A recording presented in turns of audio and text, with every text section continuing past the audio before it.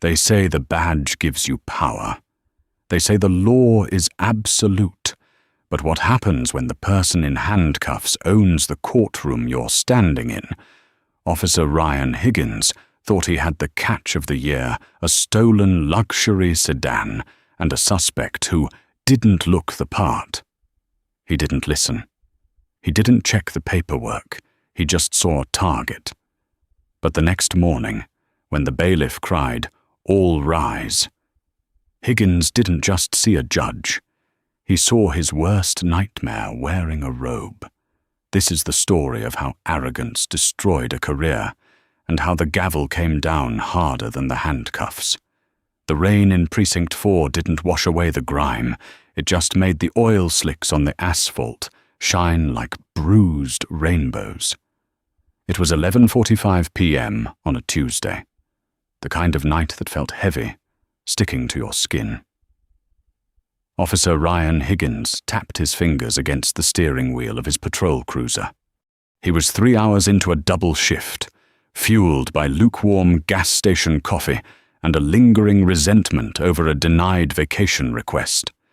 Higgins was a 6-year veteran of the force, a man who prided himself on his instincts. In his mind, he could smell a crime before it happened.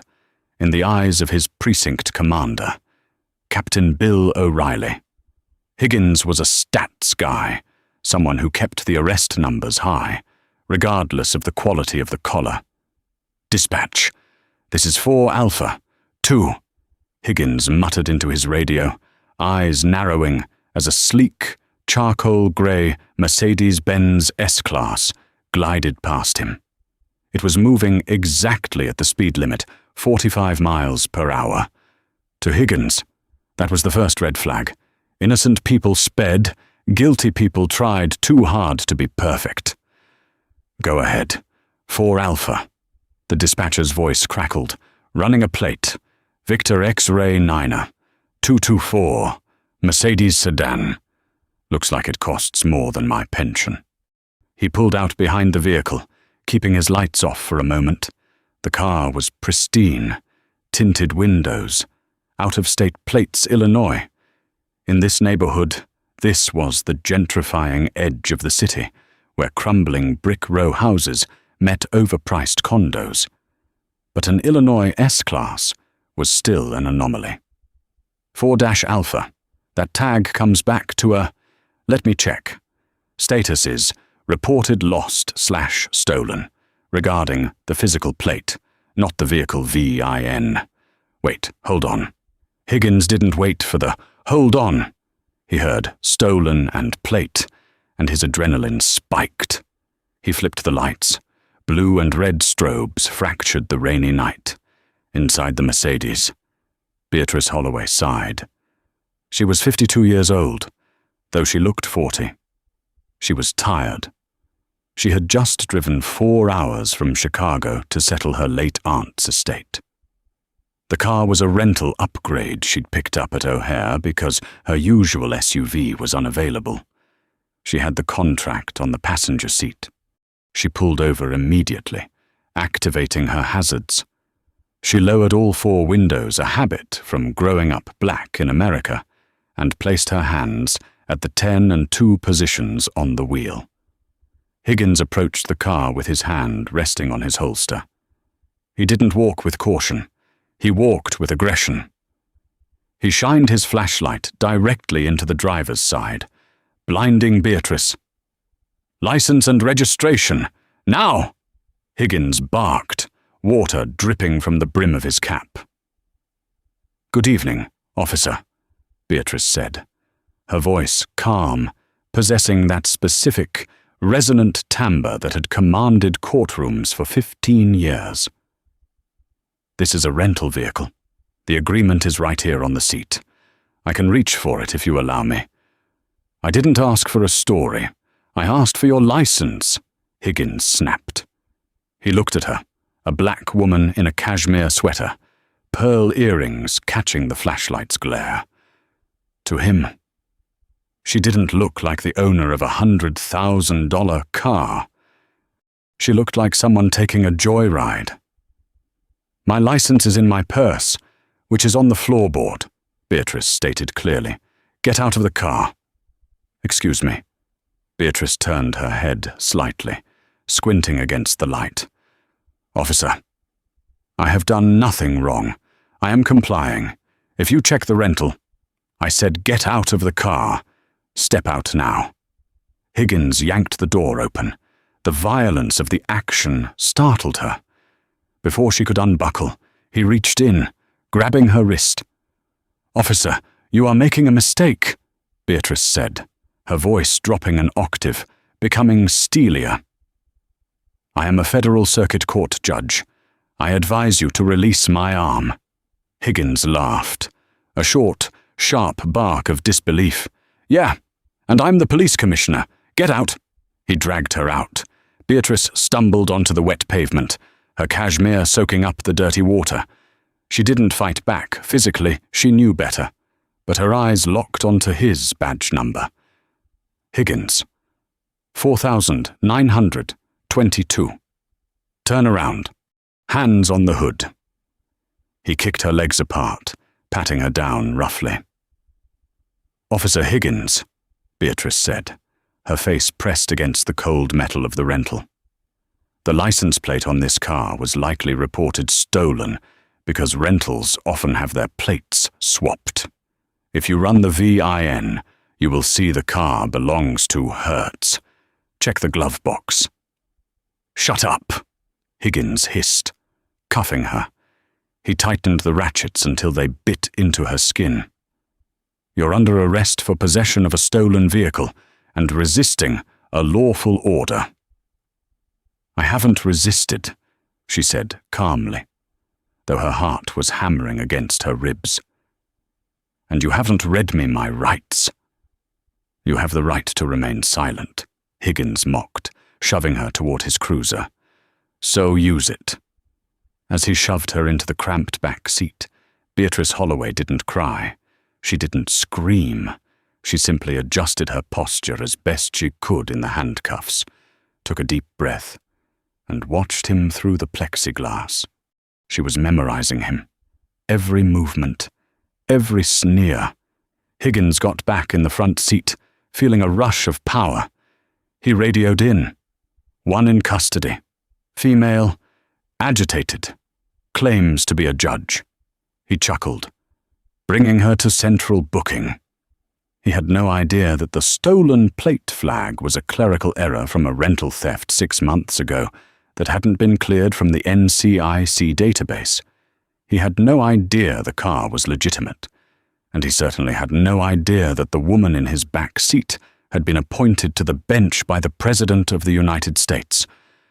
Central booking at midnight was a symphony of misery. The smell was a mixture of industrial bleach, stale sweat, and despair.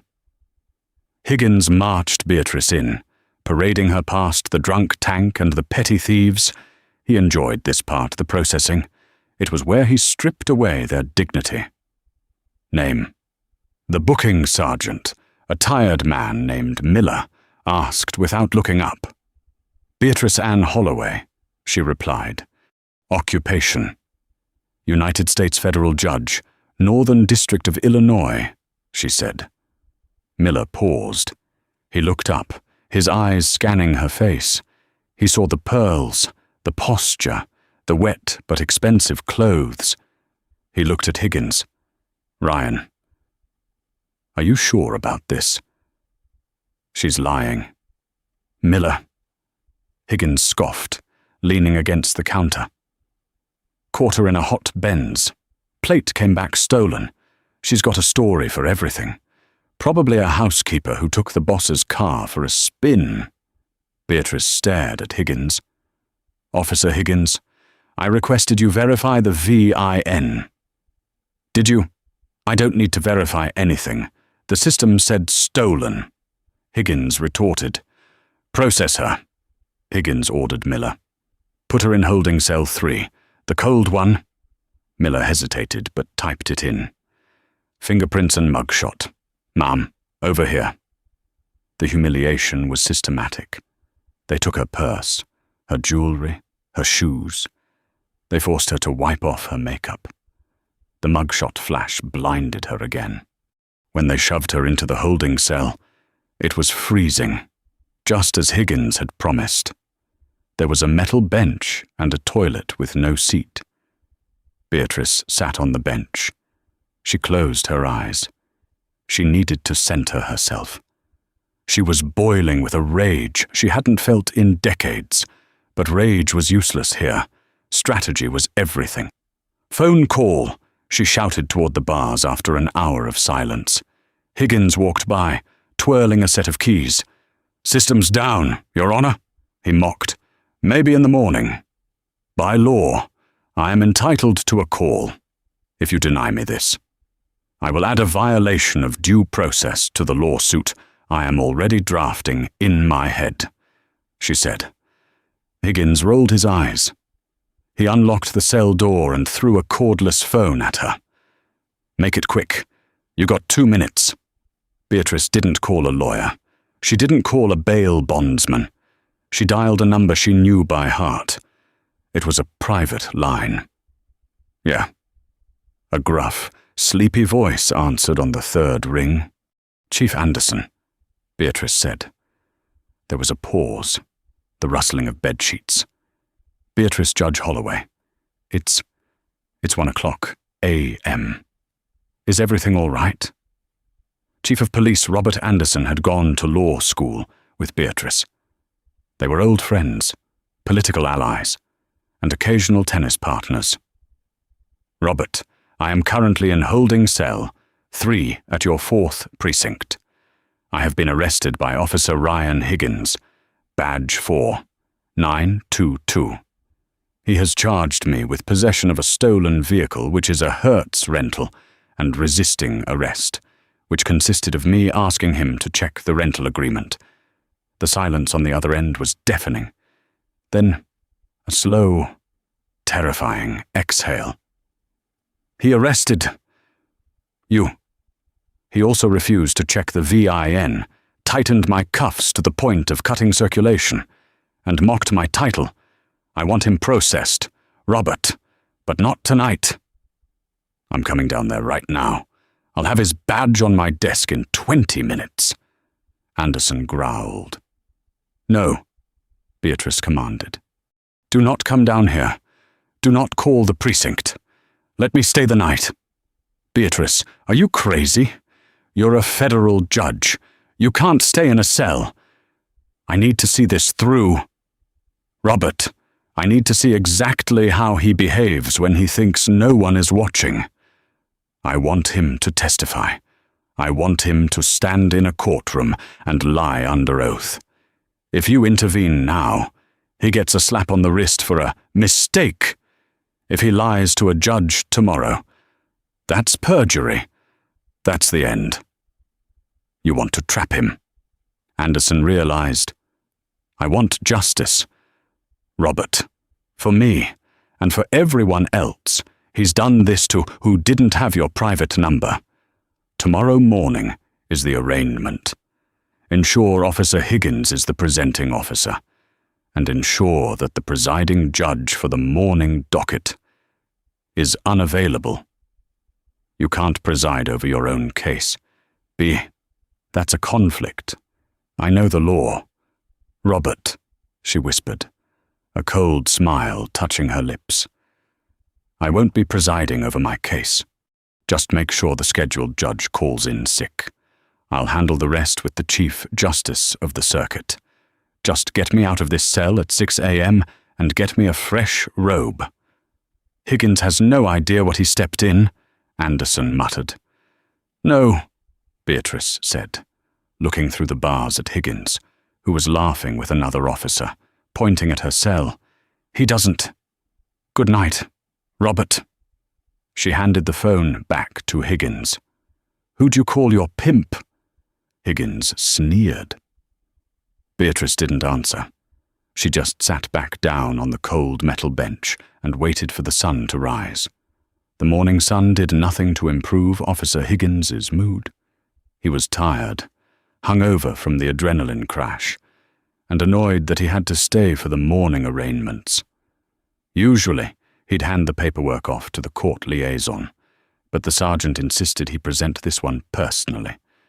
Something about high-profile stolen property.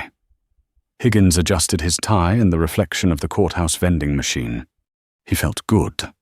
Actually, a felony arrest looked good on his sheet. Maybe this would finally get him into the detective bureau. The courtroom was bustling. Attorneys whispered in corners, bailiffs drank coffee, and families waited nervously in the gallery. Higgins sat in the front row, reviewing his arrest report. He had spiced it up a bit, added that the suspect was verbally abusive and attempted to pull away. Standard creative writing for the 4th Precinct. The defendant, Beatrice Holloway, was brought in wearing an orange jumpsuit. It hung loosely on her frame. Without her makeup and pearls, she looked vulnerable. Higgins smirked at her. She didn't look back. She was staring straight ahead at the empty judge's bench. All rise. The bailiff's voice boomed through the mahogany-paneled room. The Honourable Judge Marcus Thorne is ill today, the bailiff announced. Note using generic Western names as requested. Presiding over the emergency docket will be visiting Justice. The bailiff squinted at the paper, looking confused for a split second. Visiting Justice B. Holloway. Higgins frowned. Holloway. That was the prisoner's name. Weird coincidence. The side door opened, but the person who walked out wasn't the woman in the orange jumpsuit. The woman in the orange jumpsuit was still sitting at the defendant's table, head bowed. Wait. Higgins blinked. The woman in the jumpsuit stood up.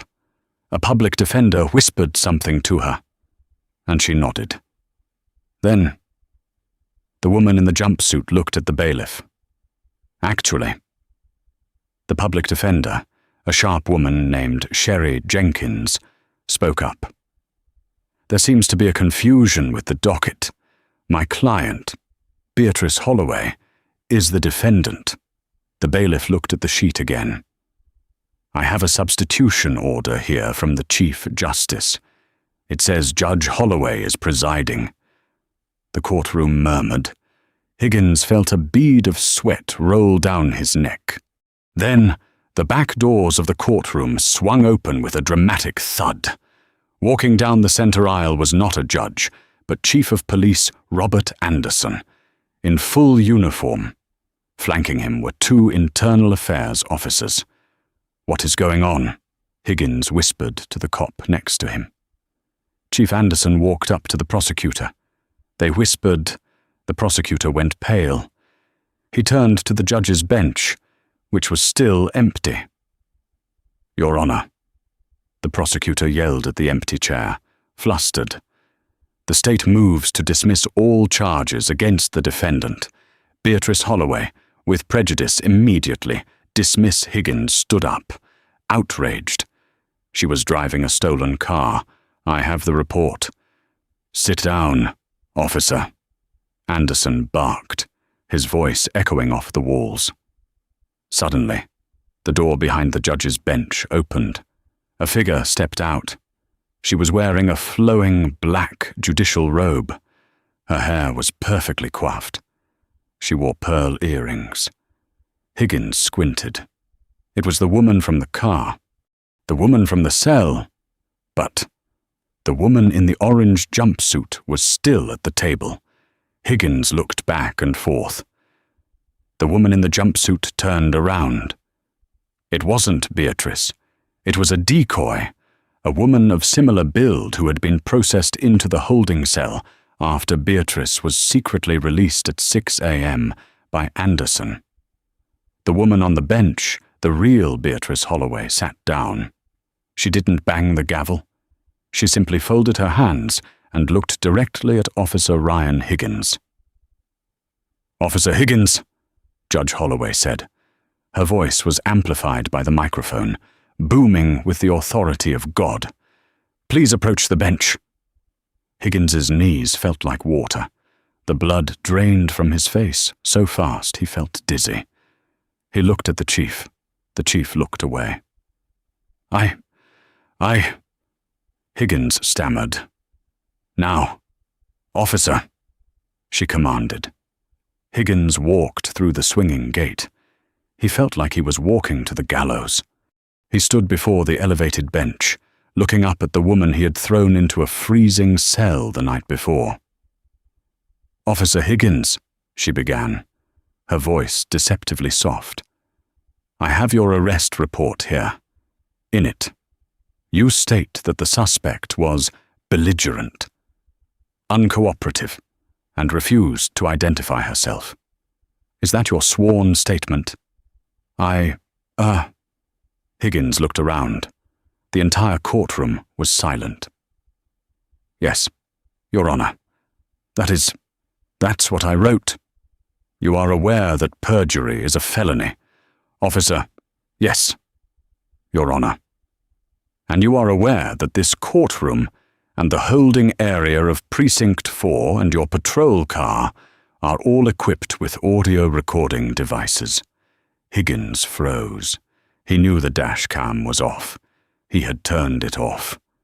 "I see you thinking." Judge Holloway smiled, but it didn't reach her eyes. "You turned off your body cam. You turned off your dash cam, but you forgot about the rental car." She held up a USB drive.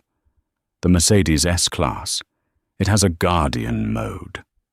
360-degree cameras and high-fidelity interior audio recording.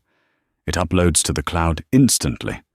Hertz sent me the file this morning." She leaned forward. "Would you like us to play the video for the court?" "Officer, the part where you told a federal judge to shut up, or the part where you laughed when I asked for my lawful phone call?" Higgins gripped the railing. The room was spinning. He literally swayed. A bailiff took a half step forward to catch him. I didn't know who you were," he whispered. "That," Judge Holloway said, her voice turning to ice, "is exactly the problem. You didn't treat me with dignity because you didn't think I had power. You thought I was nobody. And if I was nobody, Officer Higgins, would it have been okay to brutalize me, to deny my rights?" She slammed the gavel. The sound was like a gunshot. "This court finds you in contempt, but that is the least of your worries. Chief Anderson." The chief stepped forward. "Officer Ryan Higgins, please surrender your badge and gun.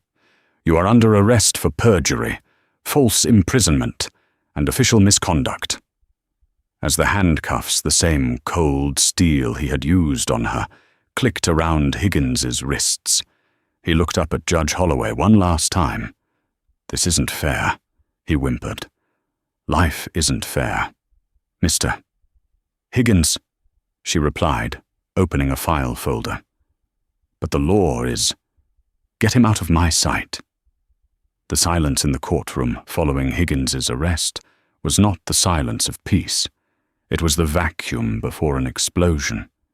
The bailiffs, usually brothers in arms with any officer who walked through those doors, hesitated. They looked at Chief Anderson, then at the furious Judge Holloway, and finally at Higgins, who was now hyperventilating in the chair usually reserved for the criminals he mocked. "Get him out of here," Anderson barked, his voice leaving no room for negotiation. As two officers' men, Higgins had grabbed Beers with just last Friday, hauled him to his feet. Higgins found his voice. It was shrill, desperate, stripping away the tough guy facade he had worn for 6 years. "You can't do this. It was a mistake. The system said, stolen. I followed protocol." He screamed, his face turning a blotchy red. "Call Mike Dougherty. Call the union. I want my rep." Judge Holloway watched him over the rim of her glasses. She didn't look angry anymore. She looked disappointed. "Officer Higgins," she interjected, her voice cutting through his panic like a scalpel. "Before you go, there is one more thing you need to understand about the events of last night. A detail that might help you prepare your defense." Higgins froze. Halfway to the door. "What?" Judge Holloway gestured to the woman in the orange jumpsuit, the decoy who had been sitting at the defendant's table. The woman stood up. She wasn't trembling. She wasn't crying. She reached up and pulled a bobby pin from her hair, letting a cascade of blonde curls fall loose. She took off the oversized glasses she had been wearing. Higgins squinted. He recognized her. Not from the street, but from the news. "Officer Higgins," the woman said, her voice clear and professional. "My name is Rachel Clark. I'm an investigative journalist for the Chicago Tribune." Higgins felt his stomach drop through the floor. Rachel Clark was legendary. She was the woman who had brought down the corruption ring in the housing authority 3 years ago. She was a Pulitzer Prize winner. "You," Higgins whispered. "Judge Holloway and Chief Anderson have been working with me for 3 months, Rachel continued, stepping out from behind the table. "We've had reports of the 4th Precinct profiling drivers, falsifying probable cause, and abusing detainees in the holding cells, but we needed proof. We needed a subject to experience the system from the inside." Higgins's mind raced back to the holding cell. The cold bench, the way he had mocked the woman in the cell. "Wait, but I arrested her." Higgins pointed to the judge. "I put her in the cell." "You arrested Judge Holloway?" "Yes." Rachel nodded. "And you processed her. But at 4:30 a.m., during the shift change, Chief Anderson authorized a swap. Judge Holloway was released to prepare for this hearing. I took her place in holding cell 3. Higgins felt the blood drain from his extremities. "So, this morning," Rachel smiled grimly. "When you walked past the cell and told me to enjoy the oatmeal, because it's the last good meal I'd get for 10 years. You weren't talking to a suspect. You were talking to the press." She tapped the collar of her orange jumpsuit. "And just like the judge's car, I was recording." The courtroom erupted. Reporters in the back row, who had been tipped off that something big was happening, were frantically typing on their phones. Judge Holloway banged the gavel, but she didn't demand silence. She let the weight of the revelation hang in the air. "You see, Mr. Higgins," Holloway said, leaning forward. "You thought you were breaking a helpless woman. You thought you were exercising power in a dark room where no one could see, but the light was on the whole time. You are not just facing perjury charges. You are the cover story for Sunday's paper, the anatomy of a bad arrest. You're famous. Ryan." Higgins looked at his fellow officers. They weren't looking at him with sympathy anymore. They were looking at him with disgust. He had just become the radioactive element that could burn down the entire precinct. "Get him out," Chief Anderson repeated, quieter this time. As they dragged Higgins through the double doors, the last thing he saw was Beatrice Holloway, the woman he had thrown onto the wet asphalt, adjusting her robe and calling the next case. The ride to the county jail, not the precinct holding cell, but the actual county lockup, was a blur. Higgins was placed in protective custody. PC, because putting a cop in general population was a death sentence. He sat in a 6x8 cell, staring at the graffiti on the wall. He kept waiting for the blue wall of silence to kick in. Usually, when a cop messed up, the wagon circled, evidence got lost, reports got rewritten. The DA would drop the charges to a misdemeanor, but the silence in his cell was absolute. At 2:00 p.m., the heavy steel door buzzed. "Lawyers here." A guard grunted. He didn't make eye contact. Higgins leaped up. "Thank God! Is it Dougherty?" The guard didn't answer. He cuffed Higgins and led him to a small interrogation room. Sitting at the metal table wasn't Mike Doherty, the shark-like union representative who had saved Higgins's job after a heavy-handed arrest in 2021. Instead, it was a junior associate named nervous-looking man named Kevin. "Where's Mike?" Higgins asked, sitting down. "And why am I still in here? I need to make bail. I need to get home and talk to Jess." Kevin didn't open his briefcase. He just folded his hands on the table. "Ryan," Kevin started, his voice shaky. "The union is declining representation." Higgins laughed, a dry, cracking sound. "Good one. I pay my dues. $40 a paycheck for 6 years. You don't decline representation. That's not how this works. It is when the governor has already issued a statement condemnation," Kevin said quietly. "Ryan, the video from the Mercedes is online. It's on YouTube. It has 4 million views in 6 hours." Higgins felt like he couldn't breathe. 4 million. "The audio is clear," Kevin continued, listing the damage like an autopsy report. "You called a federal judge a lying B-word. You physically dragged her. And then, the kicker, the comments you made to Rachel Clark in the cell this morning. About how you love breaking the rich ones. It's viral. Ryan, it's global. So fix it." Higgins slammed his fist on the table. "Spin it. Say I was under stress. Say I had intel she was armed." "There is no spinning this," Kevin said, standing up. "The FOP Fraternal Order of Police voted an hour ago. We are cutting you loose to protect the rest of the membership. If we defend you, we lose the contract negotiations next month. You're toxic." "Ryan." Kevin reached into his pocket and pulled out a card. It wasn't a lawyer's card. It was a list of bail bondsmen. "We negotiated a lower bail with the DA, 10% of $50,000. You need to come up with $5,000 to walk out today." "But the union isn't paying it." "I don't have $5,000 cash," Higgins yelled. "We just bought the boat. We have the mortgage."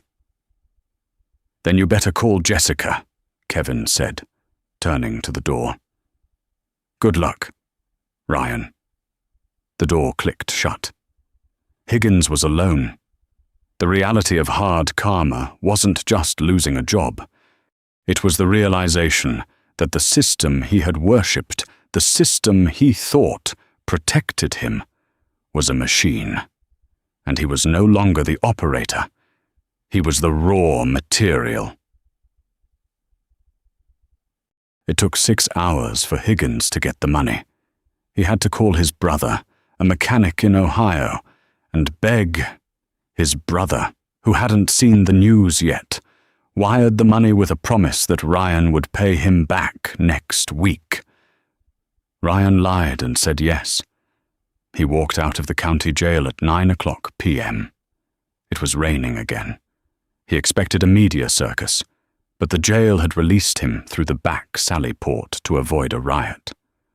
He pulled his hood up and called an Uber. He couldn't drive his truck. It was still parked at the precinct, and he was banned from the property.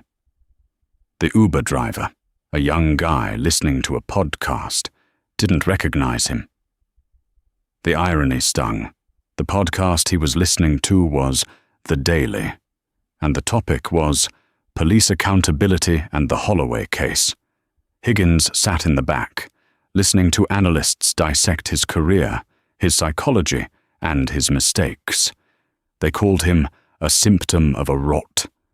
They didn't know him. They didn't know he coached Little League. They didn't know he loved his dog.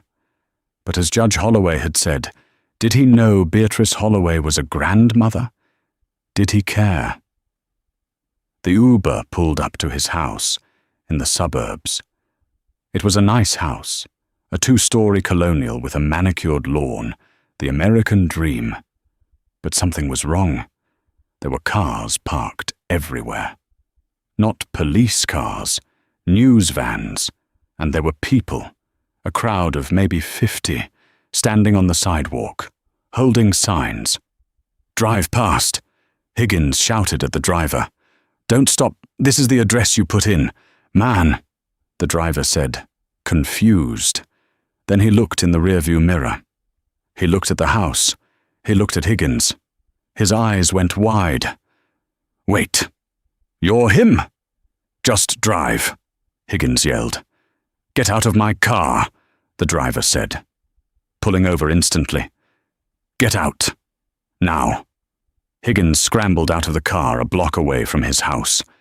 He hooded up and ran through the neighbor's backyard, jumping the fence to get to his back door.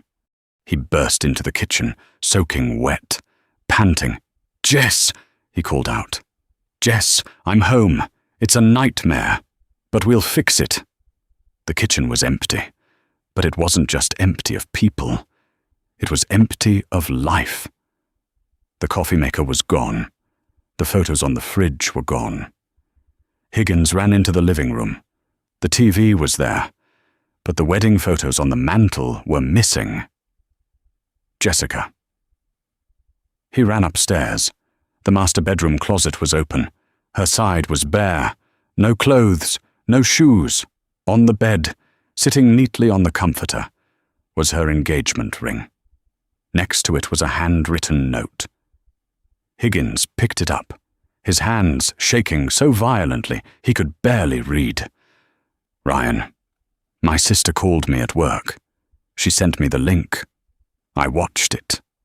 I watched you treat that woman like garbage. I've defended you for years. When you came home angry, when you had complaints filed against you, I told myself it was the job. I told myself you were a good man doing a hard thing. But I saw your eyes in that video. You enjoyed it. You liked hurting her. I can't have that around the kids. I took them to my mum's. Do not come there. My dad has his shotgun, and he's seen the video too. I spoke to a lawyer an hour ago. He says with the lawsuits coming, they're going to come for the house, the pension, everything.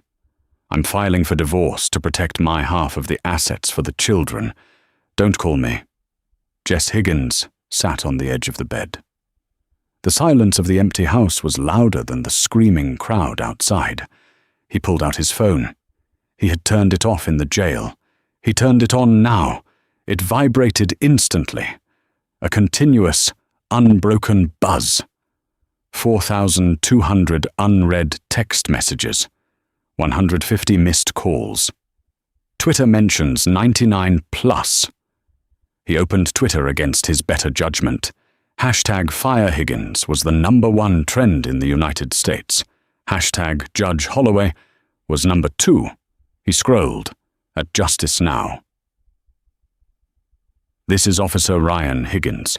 Address 142 Maple Drive. They had doxed him.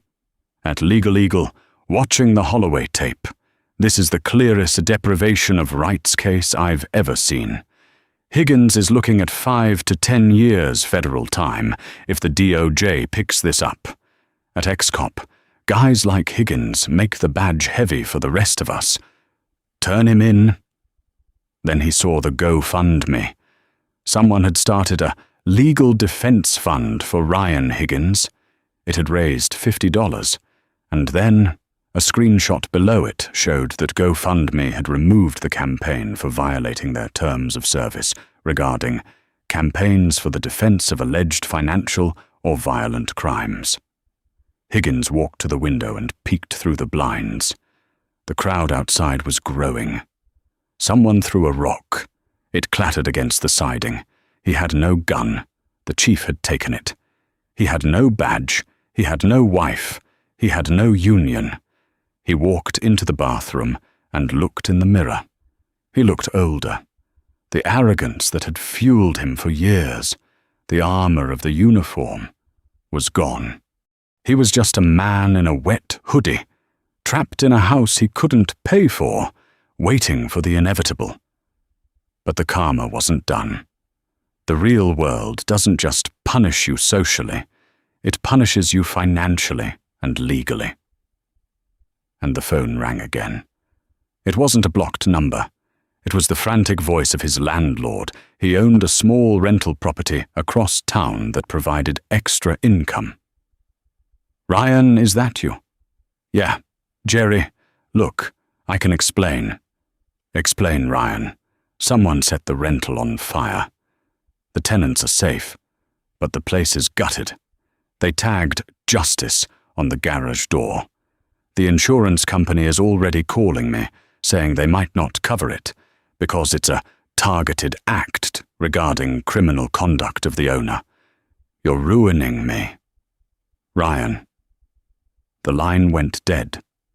Higgins slid down the wall to the bathroom floor. He put his head in his hands. He thought about Beatrice Holloway. He thought about how she had asked, politely, for him to check the rental agreement. Check the agreement. 3 words. If he had just walked to the passenger side and looked at the paper, he would be eating dinner with his wife right now. He would be watching the game. He closed his eyes, and for the first time in his life, Ryan Higgins cried, not because he was sorry for what he did to her, but because he was sorry for what was happening to him. Even now, the selfishness remained. But the universe and the Department of Justice were about to teach him the difference between regret and repentance. A heavy pounding shook the front door. "Federal agents, open up." The locals had arrested him for perjury, but Judge Holloway had friends in high places. The FBI was here for the civil rights violation. Higgins stood up. The drama was over. The reality was just beginning. The federal courthouse was a different beast than the county courts Higgins was used to. In the county, he knew the bailiffs, the clerks, and the judges. He could trade favors for continuances. But here, in the United States District Court for the Northern District of Illinois, he was a stranger in a strange land, and he was the enemy. The charge was Title 18, U.S.C., Section 242, Deprivation of Rights under Color of Law. It was the hammer the Department of Justice used to crush bad cops. The trial began 4 months after the arrest. Higgins had spent that time out on bail, living in a cheap motel on the outskirts of the city, because his address had been leaked online. His wife, Jessica, had filed for divorce and successfully petitioned for full custody of their 2 children. She cited instability and public endangerment as the primary reasons. Higgins hadn't seen his kids since the night he was arrested. The courtroom was packed, not just with reporters, but with citizens. The Holloway incident had sparked a national conversation about police immunity. Higgins sat at the defense table, wearing a suit that was now a size too big for him. The stress had eaten away 20 pounds. His lawyer was a public defender named Alan Dershowitz, no relation to the famous one, a weary man who had advised Higgins to take a plea deal for 3 years. Higgins, clinging to a shred of his old arrogance, had refused. He believed a jury would side with a cop. He was wrong. The prosecution didn't need theatrics. They had the video. "Ladies and gentlemen of the jury," the assistant U.S. attorney began, pacing in front of the box. "You are going to hear Officer Higgins say he made a mistake. He will tell you he thought the vehicle was stolen. But the law does not protect mistakes made with malice. The law does not protect a man who enjoys the suffering of others." They played the tape. Again and again. Every time Beatrice Holloway's calm voice asked for her rights, and every time Higgins shouted her down, the jury flinched. The audio from the Mercedes was crystal clear. It picked up the sound of Higgins's heavy breathing, the click of the handcuffs, the thud of Beatrice being shoved against the car. But the nail in the coffin was Beatrice Holloway herself. When she took the stand, she didn't wear her judicial robes. She wore a simple navy suit. She didn't speak with anger. She spoke with the precision of a surgeon. "Judge Holloway," the prosecutor asked, "at any point did Officer Higgins ask you for your version of events?" "No," Beatrice replied, looking directly at Higgins.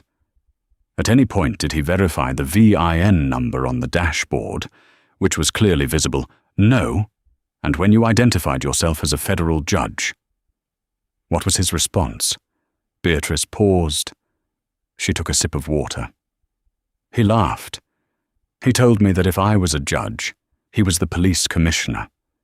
He stripped me of my identity before he stripped me of my freedom." Higgins' lawyer tried to cross-examine her, but it was a massacre. Beatrice knew the law better than he did. She dismantled his questions before he even finished asking them. "Officer Higgins was under stress," the lawyer suggested. "It was a high-crime area at night." "I am aware of the area," Beatrice countered coolly. "I have sentenced men from that neighborhood for 20 years. Stress is a part of the job. Counselor, cruelty is a choice. Officer Higgins chose cruelty." The jury deliberated for 4 hours. It would have been faster, but they wanted a free lunch. When they returned, the foreman, a middle-aged schoolteacher, didn't look at Higgins. "We find the defendant, Ryan Patrick Higgins, guilty on count 1 deprivation of rights, guilty on count 2 falsifying records, guilty on count 3 perjury." The judge, a stern man named Judge William Alsop, didn't waste time. "Mr. Higgins, you have disgraced your badge. You have disgraced this court, and you have disgraced the oath you swore. You treated the Constitution like a suggestion. I am revoking your bail immediately." As the marshals moved in to cuff him, Higgins looked back at the gallery. He hoped to see a friend, a supporter, someone from the old days at the precinct. The rows were filled with strangers. The only familiar face was Beatrice Holloway, sitting in the back row, her expression unreadable. She didn't smile. She didn't cheer. She simply watched justice happen, impartial and cold. "I have a family," Higgins shouted as they dragged him out. "I was a good cop." "You were a bully with a badge," Judge Alsop murmured, banging the gavel. Next case. The sentencing hearing was not the dramatic showdown Ryan Higgins had fantasized about during his sleepless nights in the county lockup. There were no outbursts from the gallery, no last-minute evidence to save him. It was cold, clinical, and devastatingly final. Judge William Alsop didn't even look up from his paperwork when he delivered the blow. "Mr. Higgins," he said, his voice echoing in the silent federal courtroom, "you betrayed the public trust in a manner that was both arrogant and cruel. You treated the Constitution like a suggestion and a citizen like prey. The badge is a shield, not a sword. When you used it to cut, you forfeited your right to hold it." The sentence was 60 months in federal prison, 5 years. Higgins felt the blood drain from his face, leaving him dizzy. He turned to look at the defense table, but his lawyer was already packing his briefcase. He turned to the gallery, hoping to catch the eye of a fellow officer, a friend, anyone. But the blue wall of silence had crumbled long ago. The seats were filled with strangers and reporters. The only face he recognized was Beatrice Holloway's. She sat in the back row, her expression unreadable. She didn't smile. She didn't frown. She simply watched him being handcuffed with the same detached interest one might have for a traffic accident. The reality of hard karma didn't hit him in the courtroom. It hit him in Terre Haute, Federal Correctional Institution. Terre Haute was a bleak fortress of concrete and misery. For a former police officer, it was a death trap. The general population was filled with men who hated cops, men Higgins and his colleagues had put away. Within an hour of processing, word got out. New fish. Ex-cop. Precinct 4. Higgins was immediately placed in protective custody, or PC. To the outside world, this sounded like safety. To a prisoner, it was solitary confinement with a nicer name. He spent 23 hours a day in a 6x8 cell. The isolation was absolute. There were no card games, no yard time with the boys, just the hum of the ventilation system and the terrifying knowledge that if the automatic door malfunctioned and opened during a riot. He was a dead man. The first year broke his spirit. The second year broke his heart. The divorce papers arrived via registered mail 6 months into his sentence. There was no handwritten note this time, no tear-stained letter, just a thick packet of legal documents stapled together. Jessica hadn't just filed for divorce. She had petitioned for full legal and physical custody of their 2 children. Citing his violent tendencies and public notoriety as a danger to their mental well-being, he tried to fight it from inside, scribbling desperate motions on legal pads with a dull pencil. But he had no money for a lawyer. The union had abandoned him.